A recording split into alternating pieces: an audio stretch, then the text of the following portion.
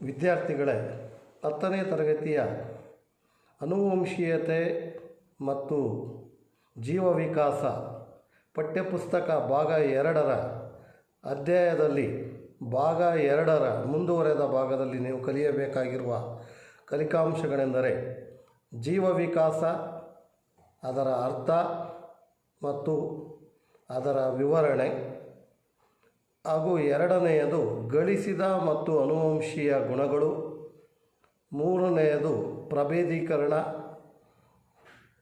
4ನೆಯದು ಜೀವ ವಿಕಾಸೀಯ ಗುಣಗಳ ಪತ್ತೆ ಮಾಡುವಿಕೆ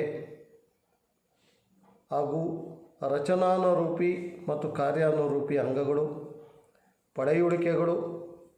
ಪಳೆಯುಳಿಕೆಗಳ ಕಾಲನಿರ್ಣಯ ಹಾಗೂ ಜೀವ ವಿಕಾಸವನ್ನು ಪ್ರಗತಿಯೊಂದಿಗೆ ಸಮೀಕರಿಸಬಾರದು ಹಾಗೂ ಕೊನೆಯದಾಗಿ ಮಾನವನ ವಿಕಾಸ. ಈ ಕಲಿಕಾಂಶಗಳನ್ನು ಕುರಿತು ಇಂದಿನ ತರಗತಿಯಲ್ಲಿ ಚರ್ಚಿಸೋಣ ವಿದ್ಯಾರ್ಥಿಗಳೇ. ಮೊದಲಿಗೆ ಜೀವ ವಿಕಾಸವನ್ನು ಇಂಗ್ಲೀಷ್ನಲ್ಲಿ ಎವಲ್ಯೂಷನ್ ಅಂತ ಕರೀತೀವಿ. ಅಂದರೆ ಜೀವ ವಿಕಾಸ ಅಂತಂದರೆ ಜೀವಿಗಳ ಒಂದು ಉಗಮ, ಸರಳ ವಿಧಾನಗಳಿಂದ ಹಿಡಿದು ಸರಳ ಜೀವಿಗಳಿಂದ ಹಿಡಿದು ಸಂಕೀರ್ಣ ಜೀವಿಗಳವರೆಗೆ ಉಂಟಾಗಿರುವ ನಿಧಾನಗತಿಯ ಪ್ರಕ್ರಿಯೆಯನ್ನು ನಾವು ಜೀವ ವಿಕಾಸ ಅಂತ ಕರೀತೀವಿ. ಈ ಜೀವ ವಿಕಾಸವನ್ನು ನಾವು ಇಲ್ಲಿ ಈ ಪ್ರಸ್ತುತ ಪಾಠದಲ್ಲಿ ಒಂದು ನಿದರ್ಶನದ ಮೂಲಕ ಮನದಟ್ಟು ಮಾಡಿಕೊಳ್ಳೋಣ ವಿದ್ಯಾರ್ಥಿಗಳೇ. ಈಗ ಮೊದಲಿಗೆ ಜೀವಿಗಳಲ್ಲಿ ಜೀವಿಗಳು ಲೈಂಗಿಕ ಸಂತಾನೋತ್ಪತ್ತಿಯ ಮೂಲಕ ಬೆಳೆಯುವುದರಿಂದ ಭಿನ್ನತೆಗಳು ಸೃಷ್ಟಿಯಾಗಬಹುದು. ಈಗ ನಾವು ಒಂದು ನಿದರ್ಶನವನ್ನು ಗಮನಿಸಿದಾಗ ಕಾಗೆಗಳು ಜೀರುಂಡೆಗಳನ್ನು ತಿನ್ನುತ್ತವೆ. ಈ ಒಂದು ನಿದರ್ಶನವನ್ನು ಊಹಿಸೋಣ. ಕಾಗೆಗಳು, ಇಲ್ಲಿ ಚಿತ್ರದಲ್ಲಿ ನೀವು ಗಮನಿಸ್ತಾ ಇದ್ದೀರಾ, ಕಾಗೆಗಳು ಹೆಚ್ಚು ಜೀರುಂಡೆಗಳನ್ನು ಭಕ್ಷಿಸಿದಂತೆಲ್ಲ ಸಂತಾನೋತ್ಪತ್ತಿಯು ಮಾಡಲು ಕಡಿಮೆ ಜೀರುಂಡೆಗಳು ಲಭ್ಯವಾಗ್ತವೆ. ಈಗ ನಾವು ಜೀರುಂಡೆ ಸಮೂಹದಲ್ಲಿ ಉಂಟಾಗುವ ಕೆಲವು ಸಂದರ್ಭಗಳನ್ನು ಎಚ್ಚರಿಕೆಯಿಂದ ಗಮನಿಸಿದಾಗ, ಮೊದಲನೆಯ ಸನ್ನಿವೇಶದಲ್ಲಿ ಈ ಒಂದು ಚಿತ್ರದಲ್ಲಿ ನೀವು ಗಮನಿಸ್ತಾ ಇದ್ದೀರಾ, ಸಂತಾನೋತ್ಪತ್ತಿಯ ಸಮಯದಲ್ಲಿ ಬಣ್ಣದಲ್ಲಿ ಭಿನ್ನತೆ ಉಂಟಾಗುತ್ತೆ. ಆದ್ದರಿಂದ ಕೆಂಪು ಬಣ್ಣಕ್ಕೆ ಬದಲಾಗಿ ಹಸಿರು ಬಣ್ಣದಲ್ಲಿರುವ ಒಂದು ಜೀರುಂಡೆ ಇದೆ. ಅಲ್ಲಿ ಎರಡನೇ ಒಂದು ಚಿತ್ರದಲ್ಲಿ ನೀವು ಗಮನಿಸಿದರೆ ಎಲ್ಲ ಕೆಂಪು ಜೀರುಂಡೆಗಳ ಜೊತೆ ಒಂದೇ ಒಂದು ಹಸಿರು ಜೀರುಂಡೆ ಇದೆ. ಈ ಜೀರುಂಡೆ ತನ್ನ ಬಣ್ಣವನ್ನು ಮುಂದಿನ ಪೀಳಿಗೆಗೆ ವರ್ಗಾಯಿಸುತ್ತೆ. ಇದರಿಂದಾಗಿ ಮುಂದಿನ ಹಂತದಲ್ಲಿ ಎಲ್ಲ ಸಂತತಿಯ ಜೀರುಂಡೆಗಳು ಹಸಿರು ಬಣ್ಣದ್ದಾಗಿರುತ್ತೆ. ಕಾಗೆಗಳು ಪೊದೆಗಳ ನಡುವೆ, ಸಸ್ಯಗಳ ಪೊದೆಗಳ ನಡುವೆ ಮೇಲೆ ಹಸಿರು ಬಣ್ಣದ ಜೀರುಂಡೆಗಳು ಹಸಿರು ಬಣ್ಣದ್ದಾಗಿರುತ್ತೆ. ಆದ್ದರಿಂದ ಹಸಿರು ಬಣ್ಣದ್ದಾಗಿರೋದ್ರಿಂದ ಆ ಜೀರುಂಡೆಗಳು ಆ ಬಣ್ಣವನ್ನು, ಆ ಒಂದು ಹಸಿರು ಜೀರುಂಡೆಗಳನ್ನು ಗುರುತಿಸೋದಕ್ಕೆ ಸಾಧ್ಯ ಆಗೋದಿಲ್ಲ. ಆದ್ದರಿಂದ ಅವುಗಳನ್ನು ತಿನ್ನಲು ಸಾಧ್ಯವಾಗುವುದಿಲ್ಲ. ಇದರಿಂದಾಗಿ ಹಸಿರು ಜೀರುಂಡೆಗಳ ಸಂತತಿ ತಿನ್ನಲ್ಪಡುವುದಿಲ್ಲ. ಆದರೆ ಕೆಂಪು ಜೀರುಂಡೆಯ ಸಂತತಿ ನಿರಂತರವಾಗಿ ತಿನ್ನಲ್ಪಡುತ್ತೆ.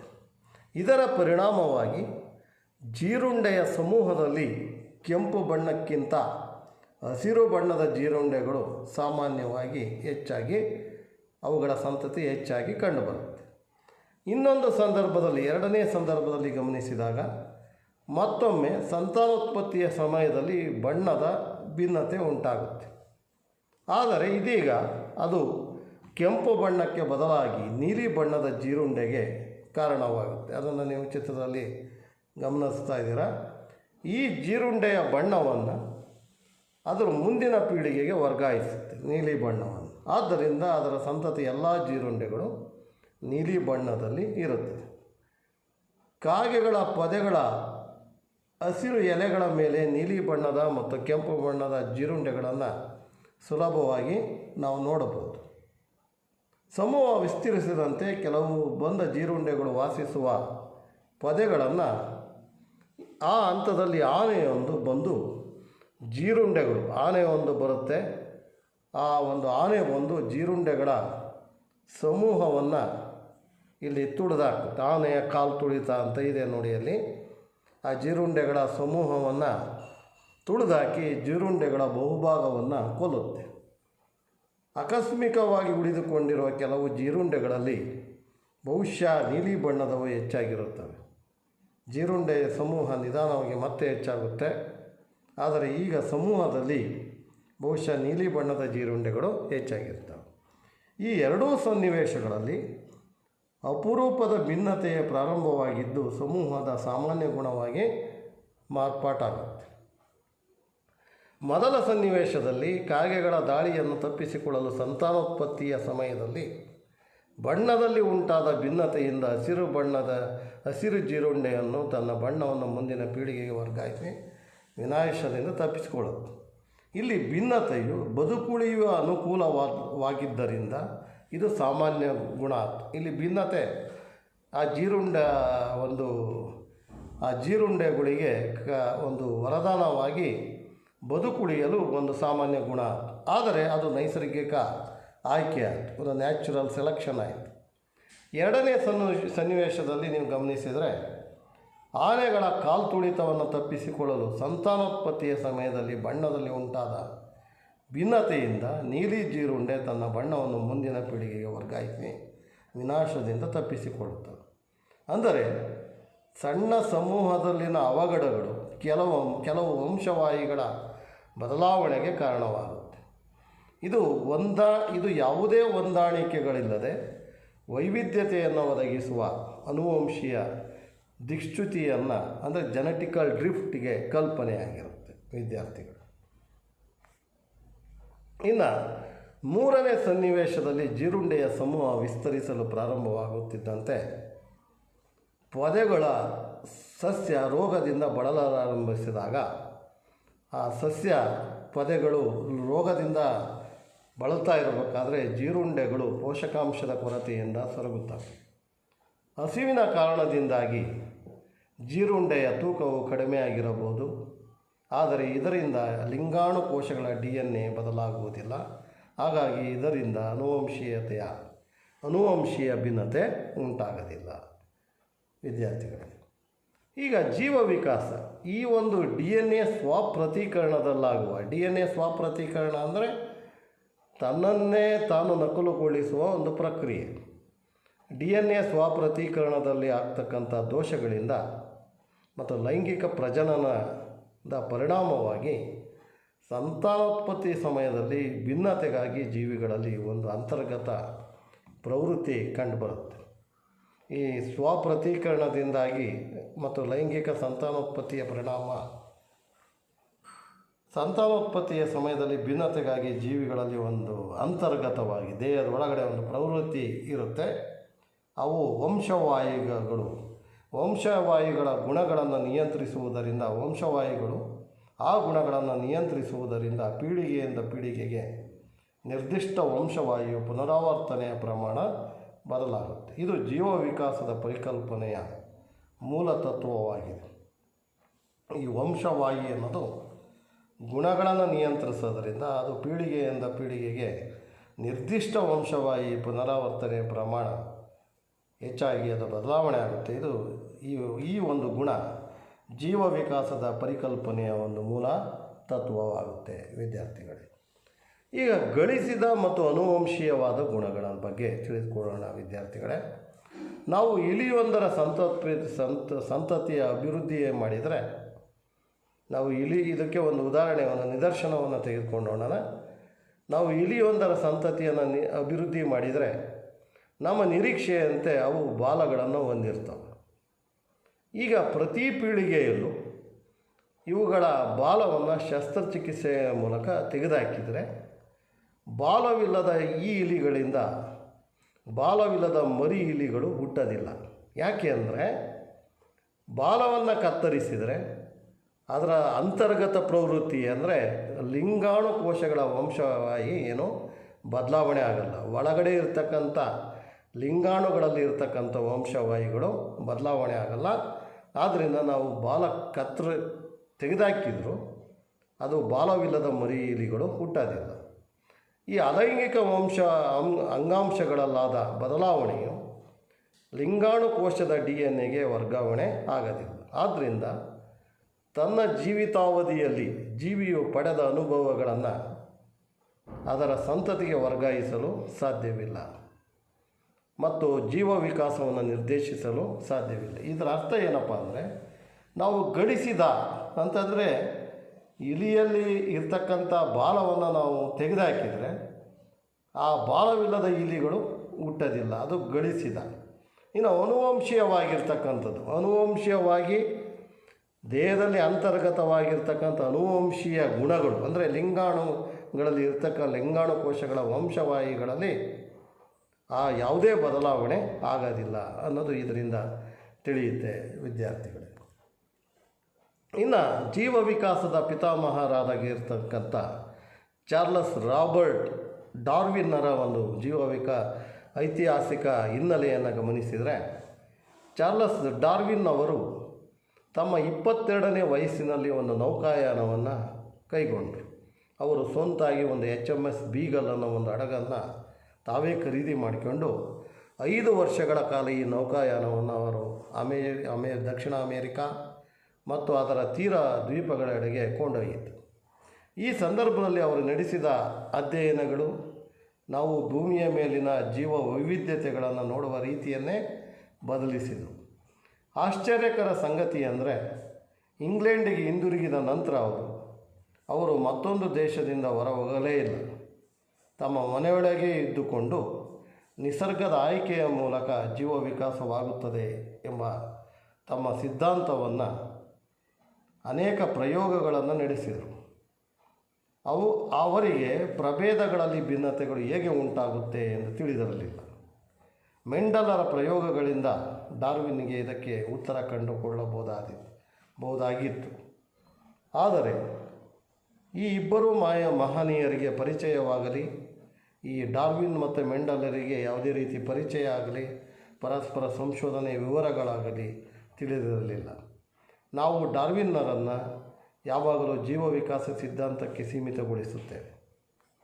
ಆದರೆ ಅವರೊಬ್ಬ ಪ್ರಬುದ್ಧ ಪರಿಸರ ಶಾಸ್ತ್ರಜ್ಞರಾಗಿದ್ದರು. ಅವರ ಅನೇಕ ಅಧ್ಯಯನಗಳಲ್ಲೊಂದು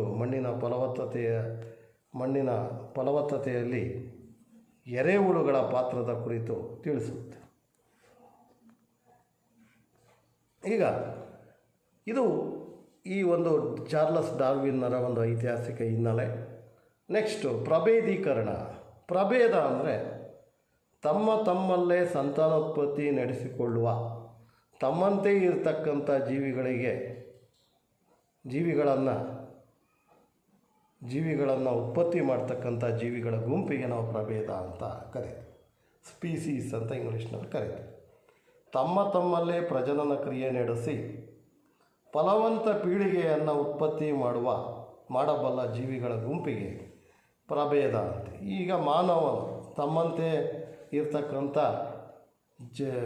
ಮಾನವರೆಲ್ಲ ಒಂದು ತಮ್ಮನ್ನೇ ಹೋಲ್ತಾರೆ, ಅದು ಒಂದು ಮಾನವನ ಪ್ರಭೇದ. ಅದೇ ರೀತಿ ನಾಯಿಗಳ ಪ್ರಭೇದ, ಹುಲಿಗಳ ಪ್ರಭೇದ, ಸಿಂಹಗಳ ಪ್ರಭೇದ, ಹೀಗೆ ಪ್ರಭೇದಗಳು ತಮ್ಮಲ್ಲೇ ಸಂತಾನೋತ್ಪತ್ತಿ ನಡೆಸಿ ತಮ್ಮಂತೆ ಹೋಲುವ ಪ್ರಾಣಿಗಳಿಗೆ ಜನ್ಮ ನೀಡ್ತಕ್ಕಂಥ ಜೀವಿಗಳ ಗುಂಪನ್ನು ನಾವು ಪ್ರಭೇದ ಅಂತ ಕರಿತೀವಿ ವಿದ್ಯಾರ್ಥಿಗಳು. ಈಗ ಉಪಸಮೂಹಗಳ ನಡುವೆ ಬಹುದೊಡ್ಡ ನದಿಯೊಂದು ಅಸ್ತಿತ್ವಕ್ಕೆ ಬಂದರೆ 2 ಸಮೂಹಗಳು ಮತ್ತಷ್ಟು ಪ್ರತ್ಯೇಕಗೊಂಡು ವಂಶವಾಹಿಗಳ ಅರಿವಿನ ಜೀನ್ ಫ್ಲೋ ಅಂತ ಏನು ಕರಿತೀವಿ ಪ್ರಮಾಣ ಕಡಿಮೆ ಆಗುತ್ತೆ. ಅಂದರೆ ಉಪಸಮೂಹಗಳ ನಡುವೆ ನದಿಯೊಂದು ಅಸ್ತಿತ್ವಕ್ಕೆ ಬಂದರೆ 2 ಸಮೂಹಗಳ ಮತ್ತಷ್ಟು ಪ್ರತ್ಯೇಕಗೊಂಡು ವಂಶವಾಹಿಗಳ ಅರಿವಿನ ಪ್ರಮಾಣ ಕಡಿಮೆ ಆಗುತ್ತೆ. ಈ ಮೂಲಕ ಹೊಸ ಪ್ರಭೇದ ಉದಯಕ್ಕೆ ಕಾರಣ ಆಗುತ್ತೆ. ಈ ನಿಸರ್ಗದ ಆಯ್ಕೆಗೆ ಒಳಪಟ್ಟಾಗಲೂ ಸಹ ಹೊಸ ಪ್ರಭೇದ ಉದಯವಾಗಬಹುದು. ಒಂದು ವೇಳೆ ವರ್ಣತಂತುಗಳ ಸಂಖ್ಯೆಯಲ್ಲಿ ಏರುಪೇರಾಗುವ ಮಟ್ಟಕ್ಕೆ DNA ಬದಲಾವಣೆ ತೀವ್ರವಾಗಿದ್ದರೂ ಹೊಸ ಪ್ರಭೇದ ಉದಯಕ್ಕೆ ಕಾರಣವಾಗುತ್ತೆ. ಅಂದರೆ ಒಂದು ವೇಳೆ ವರ್ಣತಂತುಗಳ ಸಂಖ್ಯೆಯಲ್ಲಿ ಏನಾದರೂ ಏರುಪೇರು ಆದರೂ ಸಹ ಡಿ ಎನ್ ಎ ಬದಲಾವಣೆ ತೀವ್ರವಾದರೂ ಡಿ ಎನ್ ಎ ರೆಪ್ಲಿಕೇಶನ್ ಅಂತ ಏನು ಕರಿತೀವಿ ಅದು ಸಹ ಹೊಸ ಪ್ರಭೇದಕ್ಕೆ ನಾಂದಿಯಾಗುತ್ತೆ ವಿದ್ಯಾರ್ಥಿಗಳೇ. ಇನ್ನು ಜೀವ ವಿಕಾಸ ಮತ್ತು ವರ್ಗೀಕರಣವನ್ನು ಗಮನಿಸಿದರೆ ಈ ಜೀವಿಗಳ ನಡುವಿನ ಸಾಮ್ಯತೆಗಳು ಅವುಗಳನ್ನು ಗುಂಪಾಗಿ ವಿಂಗಡಿಸಿ ನಂತರ ಅಧ್ಯಯನ ಮಾಡಲು ಸಹಾಯ ಮಾಡ್ತವೆ. ಈ ಜೀವಿಗಳ ನಡುವಿನ ಸಾಮ್ಯತೆಗಳು ಅಂದರೆ ಹೋಲಿಕೆಗಳು, ತಮ್ಮನ್ನೇ ಹೋಲ್ತಕ್ಕಂಥ ಹೋಲಿಕೆಗಳು ಅವುಗಳನ್ನು ಗುಂಪಾಗಿ ವಿಂಗಡಿಸಿ ತಮ್ಮನ್ನೇ ಹೋಲ್ತಕ್ಕಂಥ ಜೀವಿಗಳನ್ನು ಗುಂಪಾಗಿ ವಿಂಗಡಿಸಿ ನಂತರ ಅಧ್ಯಯನ ಮಾಡಲು ಸಹಾಯ ಮಾಡುತ್ತೆ. ಉದಾಹರಣೆಗೆ ಬಹುತೇಕ ಜೀವಕೋಶಗಳಲ್ಲಿ ನ್ಯೂಕ್ಲಿಯಸ್ ಕಂಡುಬರುತ್ತೆ, ಆದರೆ ಬ್ಯಾಕ್ಟೀರಿಯಾ ಕೋಶಗಳಲ್ಲಿ ಇದು ಇಲ್ಲ. ಇಲ್ಲಿ ನ್ಯೂಕ್ಲಿಯಸ್ಸು ಒಂದು ಮೂಲ ಸಾಮ್ಯತೆ ಇರತಕ್ಕಂಥ ಒಂದು ಗುಣಲಕ್ಷಣವಾಗಿ ನಮಗೆ ಕಾಣುತ್ತೆ. ಎರಡು ಪ್ರಭೇದಗಳ ಸಾಮಾನ್ಯ ಲಕ್ಷಣಗಳು ಹೆಚ್ಚಿದಂತೆಲ್ಲ ಅವುಗಳ ನಡುವಿನ ಸಂಬಂಧವು ನಿಕಟವಾಗುತ್ತೆ. ನೀವು ಚಿತ್ರದಲ್ಲಿ ಗಮನಿಸ್ತಾ ಇದ್ದೀರಾ, ಜೀವಕೋಶಗಳಲ್ಲಿ ನ್ಯೂಕ್ಲಿಯಸ್ ಇದೆ, ಆದರೆ ಕೆಳಮಟ್ಟದ ಜೀವಿಗಳಾಗಿರ್ತಕ್ಕಂಥ ಪ್ರೋಕ್ಯಾರಿಯೋಟಿಕ್ ಜೀವಕೋಶಗಳಲ್ಲಿ ಬ್ಯಾಕ್ಟೀರಿಯಾಗಳಲ್ಲಿ ನ್ಯೂಕ್ಲಿಯಸ್ ಇದ್ದರೂ ಸಹ ನಿರ್ದಿಷ್ಟ ನ್ಯೂಕ್ಲಿಯರ್ ಪೊರೆಯಿಂದ ಆವೃತವಾಗಿಲ್ಲ. ಅದನ್ನು ನಾವು ಇನ್ಸಿಪಿಯೆಂಟ್ ನ್ಯೂಕ್ಲಿಯಸ್, ಸುಳ್ಳು ನ್ಯೂಕ್ಲಿಯಸ್ ಅಂತ ಕರಿತೀವಿ. ಈ ರೀತಿ ಜೀವ ವಿಕಾಸದಲ್ಲಿ ಈ ರೀತಿ ತತ್ವಗಳು ಮಾರ್ಪಡ್ತವೆ. ಇನ್ನು ಜೀವ ವಿಕಾಸಿಯ ಸಂಬಂಧಗಳ ಜಾಡು ಹಿಡಿದು ಹೊರಟ್ರೆ ವಿಭಿನ್ನ ಜೀವಿಗಳಲ್ಲಿ ಇರ್ತಕ್ಕಂಥ ಲಕ್ಷಣಗಳಲ್ಲಿ ಸಾಮ್ಯತೆ ಇರುತ್ತೆ. ಏಕೆಂದರೆ ಅವು ಒಂದೇ ಸಾಮಾನ್ಯ ಪೂರ್ವಜರಿಂದ ಅನುವಂಶೀಯವಾಗಿರ್ತವೆ. ಉದಾಹರಣೆಗೆ ಈ ಕಶೇರುಕ ಪ್ರಾಣಿಗಳನ್ನು ಗಮನಿಸಿದರೆ, ಉದಾಹರಣೆಯಲ್ಲಿ ಹಕ್ಕಿಗಳು, ಸರೀಸೃಪಗಳು ಮತ್ತು ಉಭಯವಾಸಿಗಳಲ್ಲಿರುವಂತೆ ಸ್ತನಿಗಳಿಗೂ 4 ಕಾಲುಗಳಿವೆ. ಇವು ಸಾಮ್ಯತೆ ಇರತಕ್ಕಂಥ ಲಕ್ಷಣಗಳು. ಕಾಲುಗಳು ಅಂತಕ್ಕಂಥವು ಸಾಮ್ಯತೆ ಇರತಕ್ಕಂಥ ಗುಣಲಕ್ಷಣಗಳು. ಈಗ ವಿಭಿನ್ನವಾಗಿ ಕಾಣುವ ಈ ಜೀವವಿಕಾಸಿಯ ಸಂಬಂಧಗಳ ಪತ್ತೆಯ ಮಾಡುವಿಕೆಯಲ್ಲಿ ವಿಭಿನ್ನವಾಗಿ ಕಾಣ್ತಕ್ಕಂಥ ಪ್ರಭೇದಗಳ ನಡುವಿನ ಜೀವವಿಕಾಸಿಯ ಸಂಬಂಧಗಳನ್ನು ನಾವು ನೋಡಿದರೆ ಗುರುತಿಸಲು ನಾವು ಸಮರೂಪಿ ಗುಣಲಕ್ಷಣಗಳು ಸಹಾಯಕ ಆಗ್ತವೆ. ಈಗ ವಿಭಿನ್ನವಾಗಿ ಕಾಣುವ ಪ್ರಭೇದಗಳ ನಡುವೆ ಜೀವವಿಕಾಸಿಯ ಸಂಬಂಧಗಳನ್ನು ಗುರುತಿಸಲು ಸಮರೂಪಿ ಅಂದರೆ ಒಂದೇ ರೀತಿ ಸಾಮ್ಯತೆ ಇರತಕ್ಕಂಥ ಗುಣಲಕ್ಷಣಗಳು ಸಹಾಯಕ ಆಗ್ತವೆ. ಹೀಗಿದ್ದರೂ ಅಂಗಗಳ ಆಕಾರದಲ್ಲಿನ ಸಾಮ್ಯತೆಗೆ ಒಂದೇ ಮೂಲದ ಪೂರ್ವಜ ಜೀವಿ ಕಾರಣವೆಂದು ಹೇಳಲಾಗಿದೆ. ಉದಾಹರಣೆಗೆ ಹಕ್ಕಿಗಳ ಮತ್ತು ಬಾವಲಿಗಳ ರೆಕ್ಕೆಗಳು, ಇವುಗಳನ್ನು ನಾವು ಗಮನಿಸಿದರೆ ಇದರಲ್ಲಿ ಹಕ್ಕಿಗಳು ಮತ್ತು ಬಾವಲಿಗಳ ರೆಕ್ಕೆಗಳು. ಈಗ ಕಾರ್ಯಾನುರೂಪಿ ಅಂಗಗಳು ಅಂದರೆ ಒಂದೇ ರೀತಿಯ ರಚನಾನುರೂಪಿ ಅಂಗಗಳು ಒಂದೇ ರೀತಿಯ ರಚನೆಯನ್ನು ಹೊಂದಿರ್ತವೆ. ಅವುಗಳ ಕಾರ್ಯ ಬೇರೆ ಬೇರೆ ಇರುತ್ತೆ. ಈಗ ಅದಕ್ಕೆ ಉದಾಹರಣೆ ಅಂದರೆ ಪಕ್ಷಿಯ ರೆಕ್ಕೆ ಮತ್ತು ಮನುಷ್ಯನ ರೆಕ್ಕೆ, ಮನುಷ್ಯನ ಕೈಕಾಲುಗಳು ರಚನೆಯಲ್ಲಿ ಒಂದೇ ರೀತಿ ಇರ್ತವೆ. ಆದರೆ ಮನುಷ್ಯ ತನ್ನ ಕೈಕಾಲುಗಳನ್ನು ನಡೆದಾಡಲು, ಓಡಾಡಲು ಬಳಸ್ತಾನೆ. ಆದರೆ ಪಕ್ಷಿಯ ರೆಕ್ಕೆ ಅವನ್ನ ಹಾರಾಡಲು ಬಳಸ್ತಾನೆ. ಅಂದರೆ ಪಕ್ಷಿಯ ರೆಕ್ಕೆ ಅದರ ಮುಂಗಾಲುಗಳು ರೆಕ್ಕೆಗಳಾಗಿ ಮಾರ್ಪಟ್ಟು ಮೇಲುಗಡೆ ಹಾರಾಟ ನಡೆಸ್ತವೆ. ಮನುಷ್ಯನ ಕೈ ಮತ್ತು ಕಾಲುಗಳು ಕೈ ನೋಡೋದಕ್ಕೆ ಇದ್ದರೆ ವಸ್ತುಗಳನ್ನು ಹಿಡಿಯೋದಕ್ಕೆ, ಓಡಾಡೋದಕ್ಕೆ ಬಳಸ್ತವೆ. ಆದರೆ ರಚನೆಯಲ್ಲಿ ಒಂದೇ ಆಗಿದ್ದು ಅವುಗಳ ಕಾರ್ಯ ಬೇರೆ ಬೇರೆ ಆಗಿರುತ್ತೆ. ಇಂಥ ಅಂಗಗಳನ್ನು ನಾವು ರಚನಾನುರೂಪಿ ಅಂಗಗಳು ಅಂತ ಕರಿತೀವಿ ವಿದ್ಯಾರ್ಥಿಗಳು. ಇಲ್ಲಿ ನೋಡಿ, ಇಲ್ಲಿ ರಚನಾನುರೂಪಿ ಅಂಗಗಳ ಒಂದು ಚಿತ್ರವನ್ನು ನೀವು ಗಮನಿಸ್ಬೋದು. ಹಾರಾಡಲು ಪಂಚಾಂಗುಲಿಯ ಅಳವಡಿಕೆಯುಳ್ಳ ಹಕ್ಕಿಗಳ ಮುಂಗಾಲುಗಳು ರೆಕ್ಕೆಗಳಾಗಿ ಮಾರ್ಪಟ್ಟಿವೆ, ಆದ್ದರಿಂದ ಅವು ಹಾರ್ತವೆ. ಇನ್ನು ಪಂಚಾಂಗುಲಿಯ ಅಳವಡಿಕೆಯುಳ್ಳ ತಿಮಿಂಗಲದ ಮುಂಗಾಲು ನೀರಿನಲ್ಲಿ ಈಜಾಡಲು ಅವುಗಳನ್ನು ಬಳಕೆ ಮಾಡ್ತವೆ. ಇಲ್ಲಿ ಇವು ರಚನೆಯಲ್ಲಿ ಒಂದೇ ಆಗಿದ್ದರೂ ಕಾರ್ಯದಲ್ಲಿ ಬೇರೆ ಬೇರೆ ಆಗಿರ್ತವೆ. ಆದ್ದರಿಂದ ಇವಕ್ಕೆ ರಚನಾನುರೂಪಿ ಅಂಗಗಳು ಅಂತ ಕರಿತೀವಿ ವಿದ್ಯಾರ್ಥಿಗಳು. ಇನ್ನು ಕಾರ್ಯಾನುರೂಪಿ ಅಂಗಗಳು ಒಂದೇ ರೀತಿಯ ಕಾರ್ಯವನ್ನು ಮಾಡುವ, ಆದರೆ ಅವುಗಳ ರಚನೆ ಮಾತ್ರ ಬೇರೆ ಬೇರೆಯಾಗಿದ್ದರೆ ಅಂಥ ಅಂಗಗಳ ಗುಂಪಿಗೆ ನಾವು ಕಾರ್ಯಾನುರೂಪಿ ಅಂಗಗಳು ಅಂತ ಕರೀತೀವಿ. ಅಂದರೆ ಒಂದೇ ರೀತಿಯ ಕಾರ್ಯವನ್ನು ಮಾಡ್ತವೆ, ಆದರೆ ಅವುಗಳ ರಚನೆಯಲ್ಲಿ ಬೇರೆ ಬೇರೆ ಇರ್ತವೆ. ಅಂಥ ಅಂಗಗಳ ಗುಂಪಿಗೆ ನಾವು ಕಾರ್ಯಾನುರೂಪಿ ಅಂಗಗಳು ಅಂತೀವಿ. ಉದಾಹರಣೆಗೆ ಹಕ್ಕಿಯ ರೆಕ್ಕೆ ಮತ್ತು ಬಾವಲಿಯ ರೆಕ್ಕೆ, ಇವು ಒಂದೇ ರೀತಿಯ ಕಾರ್ಯವನ್ನು ಮಾಡ್ತವೆ. ಎರಡೂ ಮೇಲೆ ಹಾರಾಡೋದಕ್ಕೆ ಬಳಸ್ತವೆ, ಆದರೆ ಅವುಗಳ ರಚನೆಯನ್ನು ನಾವು ಚಿತ್ರದಲ್ಲಿ ಗಮನಿಸಿದರೆ ಹಕ್ಕಿಯ ರೆಕ್ಕೆಯ ರಚನೆ ಬೇರೆ ಇರುತ್ತೆ, ಬಾವಲಿಯ ರೆಕ್ಕೆಯ ರಚನೆ ಬೇರೆ. ಇಲ್ಲಿ ನೀವು ಚಿತ್ರದಲ್ಲಿ ಗಮನಿಸ್ಬೋದು ವಿದ್ಯಾರ್ಥಿಗಳೇ, ಎಲುಬುಗಳ ಬೆಂಬಲವಿಲ್ಲದೆ ಜಿರಳೆಯ ಕಾಲು. ಜಿರಳೆ ಒಂದು ಅಕಶೇರುಕ ಪ್ರಾಣಿಯಾಗಿದ್ದು, ನಾನ್ ಕಾರ್ಡೇಟ್ ಆಗಿದ್ದು, ಅವುಗಳ ದೇಹದಲ್ಲಿ ಯಾವುದೇ ಎಲುಬುಗಳು ಇರೋದಿಲ್ಲ. ಆದರೆ ಜಿರಳೆಯ ಕಾಲು ಅದರ ರಚನೆ ಒಂದೇ ರಚನೆ ಬೇರೆ ಬೇರೆಯಾಗಿದೆ, ಆದರೆ ಅದರ ಕಾರ್ಯ ಅದನ್ನು ಓಡಾಡೋದಕ್ಕೆ ಬಳಸುತ್ತೆ. ಅದೇ ರೀತಿ ಎಲುಬುಗಳ ಬೆಂಬಲವಿರುವ ಅಂದರೆ ಕಶೇರುಕ ಪ್ರಾಣಿಯಾಗಿರ್ತಕ್ಕಂಥ ನಾಯಿಯ ಕಾಲು ನೋಡಿದರೆ ಎಲುಬುಗಳ ಬೆಂಬಲದಿಂದ ಅಸ್ಥಿಪಂಜರದಿಂದ ಅದು ಕಾಲುಗಳು ಆಗಿರುತ್ತೆ, ಮೂಳೆಗಳಿಂದ ಆಗಿರುತ್ತೆ. ಆದರೆ ಯಾವುದೇ ಮೂಳೆಗಳು ಇಲ್ಲದೆ ಇರ್ತಕ್ಕಂಥ ಜಿರಳೆಯ ಕಾಲು ರಚನೆಯಲ್ಲಿ ಬೇರೆ ಬೇರೆ ಆಗಿದ್ದಾವೆ, ಅವುಗಳ ಕಾರ್ಯ ಒಂದೇ. ಇವು ಎರಡು ಅವುಗಳನ್ನು ಓಡಾಡೋದಕ್ಕೆ ಬಳಸ್ತವೆ. ಇಂಥ ಅಂಗಗಳನ್ನು ನಾವು ಕಾರ್ಯಾನುರೂಪಿ ಅಂಗಗಳು ಅಂತ ಕರಿತೀವಿ ವಿದ್ಯಾರ್ಥಿಗಳು. ಇನ್ನು ಪಳೆಯುಳಿಕೆಗಳು, ಫಾಸಿಲ್ಸ್ ಅಂತ ನಾವು ಕರಿತೀವಿ. ಜೀವಿಗಳು ಸತ್ತಾಗ ಕೆಲವೊಮ್ಮೆ ಅವುಗಳ ಇಡೀ ದೇಹ ಅಥವಾ ಕೆಲವು ಭಾಗಗಳು ಸಂಪೂರ್ಣ ಕೊಳೆಯದಂಥ ಪರಿಸರದಲ್ಲಿ ಇರಬಹುದು. ಇಂಥ ಸಂರಕ್ಷಿಸಲ್ಪಟ್ಟ ಅವಶೇಷಗಳನ್ನು ನಾವು ಪಳೆಯುಳಿಕೆಗಳು ಅಂತ ಕರಿತೀವಿ.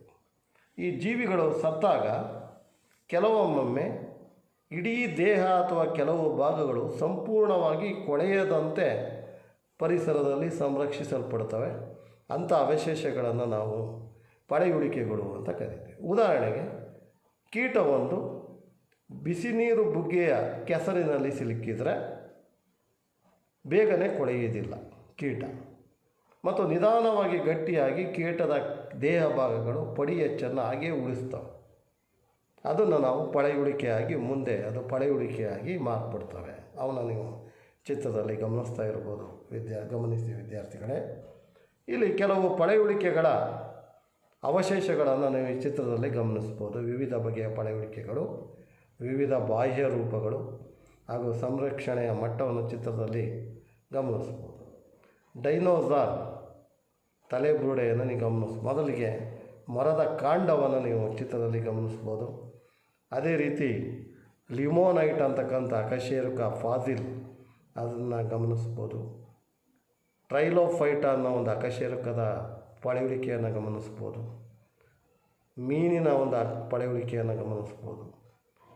ಚಿತ್ರದಲ್ಲಿ ಡೈನೋಸಾರ್ ತಲೆಬುರುಡೆಯ ಕೆಲವು ವರ್ಷಗಳ ಹಿಂದೆ ನರ್ಮದಾ ಕಣಿವೆಯಲ್ಲಿ ಇದು ದೊರಕಿದ್ದ ಒಂದು ಅವಶೇಷ ಪಳೆಯುಳಿಕೆಯನ್ನು ನೀವು ಗಮನಿಸ್ಬೋದು ವಿದ್ಯಾರ್ಥಿ.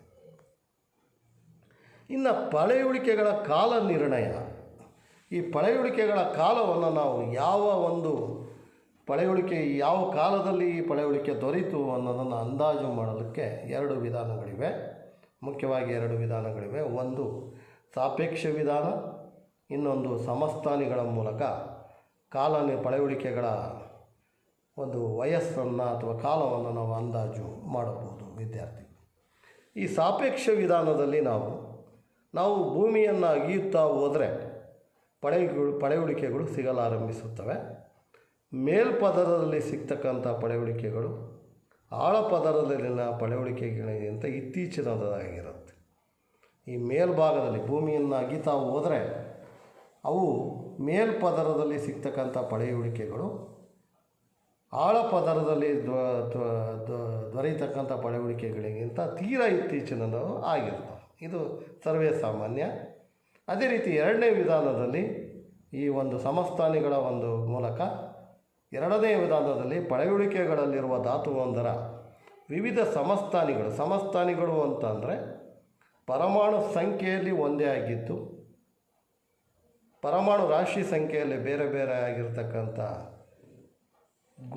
ಒಂದು ಧಾತುಗಳ ಗುಂಪನ್ನು ನಾವು ಸಮಸ್ಥಾನಿಗಳು ಅಂತೀವಿ. ಈ ಸಮಸ್ಥಾನಿಗಳಿಗೆ ಇರ್ತಕ್ಕಂಥ ಅನುಪಾತವನ್ನು ಕಂಡುಹಿಡಿಯುವ ಮೂಲಕ ಆ ಒಂದು ಪಳೆಯುಳಿಕೆಗಳ ಕಾಲ ನಿರ್ಣಯವನ್ನು ಮಾಡ್ಬೋದು. ಅದನ್ನು ಚಿತ್ರದಲ್ಲಿ ಗಮನಿಸ್ತಾ ಇದ್ದೀರಾ.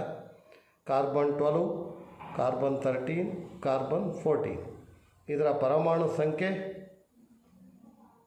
ಬೇರೆ ಬೇರೆಯಾಗಿದೆ, ಪರಮಾಣು ರಾಶಿ ಸಂಖ್ಯೆ ಒಂದೇ ಇರುತ್ತೆ. ಆ ಒಂದು ಅವುಗಳ ಅಂದಾಜು ಒಂದು ನಕ್ಷೆಯನ್ನು ನೀವು ಚಿತ್ರದಲ್ಲಿ ಗಮನಿಸ್ಬೋದು. ಈ ವಿಧಾನದಿಂದ ಆ ಸಮಸ್ಥಾನಿಗಳ ಅನುಪಾತವನ್ನು ಕಂಡುಹಿಡಿಯುವ ಮೂಲಕ ನಾವು ಪಳೆಯುಳಿಕೆಗಳ ಕಾಲವನ್ನು ಅಂದಾಜು ಮಾಡ್ಬೋದು ವಿದ್ಯಾರ್ಥಿಗಳಿಗೆ. ಇನ್ನು ವಿವಿಧ ಹಂತಗಳಲ್ಲಿ ಜೀವ ವಿಕಾಸ. ಪ್ರಾರಂಭದಲ್ಲಿ ಒಂದು ಗುಣಕ್ಕೆ ಉಪಯುಕ್ತವಾದ ಬದಲಾವಣೆಯು ನಂತರ ಅದಕ್ಕಿಂತ ವಿಭಿನ್ನವಾದ ಕಾರ್ಯಕ್ಕೆ ಬಳಕೆಯಾಗ್ಬೋದು. ಈಗ ಉದಾಹರಣೆಗೆ, ಪ್ರಾರಂಭದಲ್ಲಿ ಒಂದು ಗುಣಕ್ಕೆ ಉಪಯುಕ್ತವಾಗಿರ್ತಕ್ಕಂಥ ಒಂದು ಬದಲಾವಣೆ ನಂತರ ಅದು ವಿಭಿನ್ನವಾದ ಕಾರ್ಯಕ್ಕೆ ಬಳಕೆ ಆಗುತ್ತೆ. ನಾವು ಉದಾಹರಣೆಯೊಂದಿಗೆ ಗಮನಿಸಿದರೆ ಅದು ಅರ್ಥ ಆಗುತ್ತೆ ವಿದ್ಯಾರ್ಥಿಗಳೇ ನಿಮಗೆ. ಗರಿಗಳು ಹಕ್ಕಿಗಳನ್ನು ದೇಹವನ್ನು ಚಳಿಯಿಂದ ರಕ್ಷಣೆ ಮಾಡೋದಕ್ಕೆ ಮೊದಲಿಗೆ ಅವು ಬದಲಾವಣೆ ಹೊಂದಿದವು. ಆದರೆ ರಕ್ಷಿಸಲೆಂದು ಶುರುವಾದ ಗರಿಗಳು ನಂತರದಲ್ಲಿ ಅವು ಹಾರೋದಕ್ಕೂ ಉಪಯುಕ್ತ ಆದವು. ಅದೇ ರೀತಿ ಕೆಲವೊಂದು ಡೈನೋಸಾರ್ಗಳು ಗರಿಗಳನ್ನು ಹೊಂದಿದ್ದು, ಡೈನೋಸಾರ್ಗಳು ಸರೀಸೃಪಗಳಾದ್ದರಿಂದ ಹಕ್ಕಿಗಳು ಖಂಡಿತವಾಗಿ ಸರೀಸೃಪಗಳ ಅತಿ ಹತ್ತಿರದ ಸಂಬಂಧಿಗಳಾಗಿವೆ. ಅವನನ್ನು ಚಿತ್ರದಲ್ಲಿ ಗಮನಿಸ್ಬೋದು. ಅಂದರೆ ವಿವಿಧ ಹಂತಗಳಲ್ಲಿ ಜೀವ ವಿಕಾಸ ಇದೆ. ಪ್ರಾರಂಭದಲ್ಲಿ ಒಂದು ಗುಣಕ್ಕೆ ಉಪಯುಕ್ತವಾದ ಒಂದು ಬದಲಾವಣೆ ನಂತರ ಅದು ವಿಭಿನ್ನ ಗುಣಕ್ಕೆ ಕಾರಣ ಆಗುತ್ತೆ. ನಾವು ಪಕ್ಷಿಗಳ ಒಂದು ಗರಿಗಳನ್ನು ಗಮನಿಸಿದರೆ ಅದು ರಕ್ಷಣೆಗೆ ಇದ್ದ ಬದಲಾವಣೆ ಹೊಂದಿದ್ದರೆ ಅದು ಮುಂದೆ ಹಾರೋದಕ್ಕೂ ಅದು ಉಪಯುಕ್ತ ಆಯಿತು. ಈ ರೀತಿ ನಾವು ತಿಳ್ಕೊಬೋದು ವಿದ್ಯಾರ್ಥಿಗಳೇ. ಇಲ್ಲಿ ನಾವು ಕಾಡು ಎಲೆಕೋಸಿನ ಜೀವ ವಿಕಾಸವನ್ನು ಗಮನಿಸಿದರೆ, ಕಾಡು ಎಲೆಕೋಸು ಮೊದಲಿಗೆ ಒಂದು ವಿಧ ಇತ್ತು, ಅದು ಬದಲಾವಣೆಯ ನಂತರ ವಿವಿಧ ಮಾರ್ಪಾಟು ಹೊಂದಿದೆ. ಯಾವ್ಯಾವು? ಗೆಡ್ಡೆ ಕೋಸಾಯಿತು, ಕೇಲಾಯಿತು, ಹೂಕೋಸು, ಬ್ರಾಕೋಲಿ, ಎಲೆಕೋಸು, ಕೆಂಪು ಕೋಸು, ಈ ಥರ ಗಾಡು ಎಲೆಕೋಸು ಈ ಥರ ಮಾರ್ಪಾಟು ಹೊರತು. ಈ ಕಾಡು ಎಲೆಕೋಸಿನ ವಿಕಾಸ ನಿಶ್ಚಯವಾಗಿ ಕೃತಕ ಆಯ್ಕೆ ವಿಧಾನದ ಮೂಲಕ ಆಗಿದೆಯೇ ಹೊರತು ನೈಸರ್ಗಿಕವಾಗಿ ಅಲ್ಲ. ಕೃತಕವಾಗಿ ಇದನ್ನು ಮಾನವನ ಒಂದು ಸಹಾಯದಿಂದ ಹಸ್ತಕ್ಷೇಪದಿಂದ ಮಾಡಿದರು. ಕೆಲವರು ಕುಂಠಿತ ಬೆಳವಣಿಗೆಯ ಹೂ ಬಿಡುವ ಒಂದು ಬಗೆಯ ಹೂಕೋಸು, ಬಂಜೆ ಹೂ ಇರುವ ಹೂಕೋಸುಗಳನ್ನು ಅಭಿವೃದ್ಧಿಪಡಿಸಿದರು. ಹಲವರು ಊದಿದ ಭಾಗಗಳಿಂದ ಗೆಡ್ಡೆಕೋಸು, ಅಗಲ ಎಲೆಗಳ ತಳಿಗಳಿಂದ ಕೇಲೆಂಬ ಎಲೆಭರಿತ ತರಕಾರಿಯನ್ನು ಅಭಿವೃದ್ಧಿಪಡಿಸಿದರು. ಈ ರೀತಿ ವಿವಿಧ ಹಂತಗಳಲ್ಲಿ ಜೀವ ವಿಕಾಸ ಆಯಿತು ವಿದ್ಯಾರ್ಥಿಗಳು. ಇನ್ನು ಸಂತಾನೋತ್ಪತ್ತಿಯ ಸಮಯದಲ್ಲಿ DNA-ಯಲ್ಲಾಗ್ತಕ್ಕಂಥ ಬದಲಾವಣೆಗಳೇ ಜೀವ ವಿಕಾಸದ ಮೂಲಭೂತ ಪ್ರಕ್ರಿಯೆ ಆಗಿದೆ. ಈ DNA-ಯಲ್ಲಿರ್ತಕ್ಕಂಥ ವಂಶಾಣು ಜೀನ್ಗಳಲ್ಲಿ ಉಂಟಾಗ್ತಕ್ಕಂಥ ಬದಲಾವಣೆಗಳೇ ಜೀವ ವಿಕಾಸದ ಮೂಲಭೂತ ಪ್ರಕ್ರಿಯೆ ಆಗಿದೆ. ಇದು ವಿವಿಧ ಜೀವಿಗಳ DNA-ಯನ್ನು ಹೋಲಿಸಿ ನೋಡಿದಾಗ ಪ್ರಭೇದಗಳ ರೂಪುಗೊಳ್ಳುವಿಕೆಯ ಸಮಯದಲ್ಲಿ ಉಂಟಾದ ಬದಲಾವಣೆಗಳ ನೇರ ಅಂದಾಜನ್ನು ಈ DNA-ಗಳಿಂದ ನೀಡಲಾಗುತ್ತೆ ವಿದ್ಯಾರ್ಥಿಗಳು. ಜೀವ ವಿಕಾಸವನ್ನು ಪ್ರಗತಿಯೊಂದಿಗೆ ಸಮೀಕರಿಸಬಾರದು, ಇದನ್ನು ತಿಳ್ಕೊಳ್ಳೋಣ.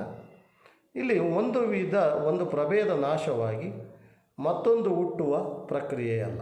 ಒಂದು ಪ್ರಭೇದ ನಾಶ ಆದಮೇಲೆ ಅದು ಮತ್ತೆ ಹುಟ್ಟಲ್ಲ. ಹಾಗಾಗಿ ಹೊಸ ಪ್ರಭೇದ ಒಂದು ಉಗಮವಾಗಿತ್ತೆಂದರೆ ಹಳೆಯ ಪ್ರಭೇದಗಳು ಕಣ್ಮರೆಯಾಗೋದಿಲ್ಲ. ಹೊಸದಾಗಿ ಉಗಮವಾದ ಪ್ರಭೇದಗಳು ಯಾವುದೇ ರೀತಿಯಲ್ಲಿ ಹಳೆಯದಕ್ಕಿಂತ ಉತ್ತಮವೆಂದಲ್ಲ. ನಿಸರ್ಗದ ಆಯ್ಕೆ, ವಂಶವಾಹಿ ಹರಿವು, ಜೆನೆಟಿಕ್ ಜೀನ್ ಫ್ಲೋ ಒಟ್ಟಾಗಿ ಮೂಲ ಪ್ರಭೇದದೊಂದಿಗೆ ಸಂತಾನೋತ್ಪತ್ತಿ ಮಾಡಲಾಗದ ಜೀವ ಸಮೂಹವನ್ನು ಸೃಷ್ಟಿಸ್ತವೆ. ವಾಸ್ತವವಾಗಿ ಜೀವ ವಿಕಾಸದ ಪರಿಕಲ್ಪನೆಯಲ್ಲಿ ನಿಜವಾದ ಪ್ರಗತಿ ಎಂಬುದು ಇಲ್ಲ. ಇದು ಕಾಲ ಕಳೆದಂತೆ ಹೆಚ್ಚು ಹೆಚ್ಚು ಸಂಕೀರ್ಣವಾದ ದೇಹ ವಿನ್ಯಾಸಗಳ ಹೊರಹೊಮ್ಮುವಿಕೆ ಮಾತ್ರ. ಅಂದರೆ ಸರಳ ಜೀವಿಗಳಿಂದ ಸಂಕೀರ್ಣ ಜೀವಿಗಳು ಉಗಮ ಆಗ್ತಾ ಹೋಗುತ್ತೆ ನಿಧಾನವಾಗಿ ಅನ್ನೋದು ಜೀವ ವಿಕಾಸದ ಒಂದು ತತ್ವ. ಹೀಗಿದ್ದರೂ ಹಳೆಯ ವಿನ್ಯಾಸಗಳು ಅದಕ್ಷವಾಗಿದ್ದವು ಎಂದುಕೊಳ್ಳಬಾರದು. ಜೀವಿಗಳು ವಿಕಾಸ ಹೊಂದುತ್ತಿರುವ ಜೀವ ಸಂಕುಲಗಳ ಸಾಲಿನಲ್ಲಿ ಮಾನವರು ಮತ್ತೊಂದು ಪ್ರಭೇದದಷ್ಟೇ ಹೊರತು ವಿಕಾಸದ ಪರಾಕಾಷ್ಠೆ ಅಲ್ಲ.